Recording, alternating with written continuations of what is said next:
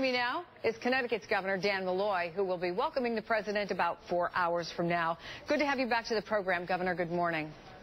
It's great to be with you, Chris. Well, exciting day. You've done this. You've raised Connecticut's minimum wage to $8.70 right at this point. How's it working? Right. On January 1st, we raised the minimum wage by 45 cents. I have a proposal now to do that twice more, and then 50 cents on January 1st, 2017. So we'll be at $10.10.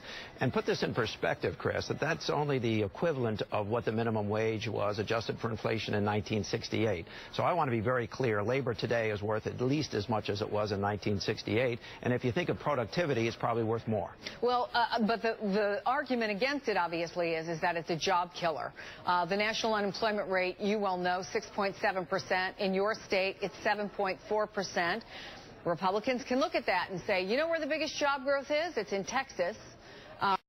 And you raised your minimum wage, Dan Malloy, and you're above the national average. What do you say about businesses, about Republicans who say this is going to kill jobs?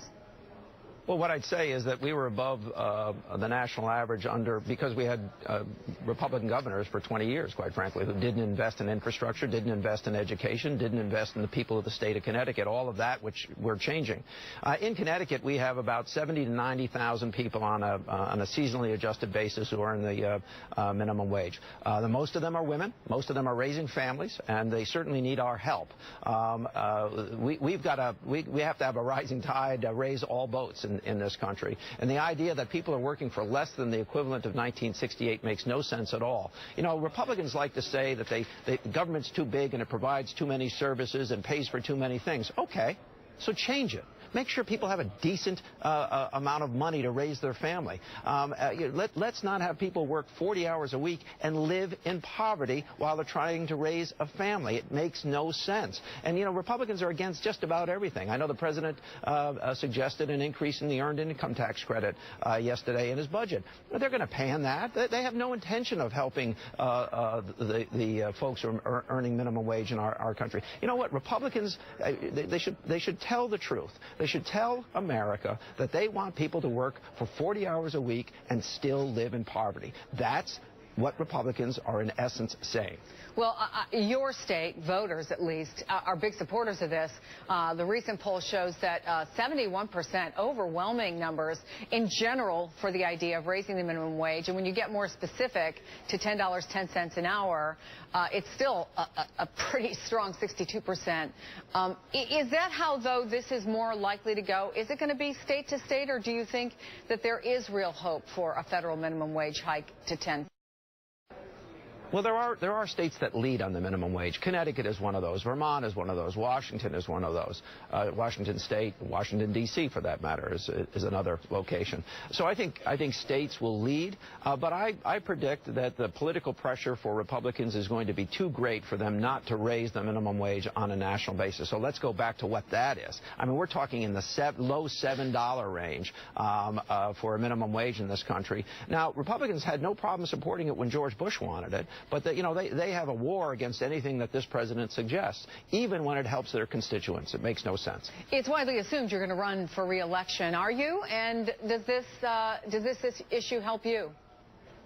You know, I've never hidden the fact that I like the job. I haven't made a final decision with respect to re-elect. I'm just a believer in raising the minimum wage. I did it on January 1st, this past January 1st. We've done other things in our state. We created an earned income tax credit, which we didn't have, although Democrats had tried to bring that to our state for 25 years.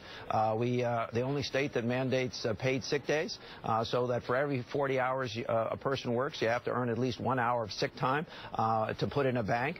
It makes sense because we don't want sick people coming to work at daycare centers or hospitals or preparing your food. So I think we've done some really interesting things in the state of Connecticut. And by the way, none of that has led to higher unemployment. Our rate of unemployment has gone down fairly steadily along with the national rate of unemployment. And let me ask you really quickly and finally, because when you and I have had conversations in the past, they've largely been post-Newtown, and they have been about trying to get new gun control laws passed. And we saw the numbers on those issues, for example, background checks, which was incredible, 90% support, and yet that didn't happen. Do polls like this, do what seem to be the overwhelming support of the American people in your state necessarily translate to change? Well, it did in our state. As you know, we have some of the most stringent gun laws in the United States.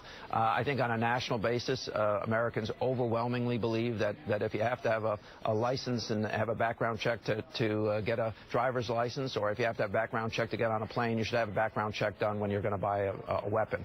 If that one thing, if we could just get an agreement on that, we would make all Americans safer today. We would stop millions of additional felons from buying guns. We would stop millions of folks who have mental health challenges from buying guns. We would be safer if we had universal background checks. Connecticut Governor Dan Malloy, always good to have you on the program, Governor. Thank you. Great to be with you. Now, after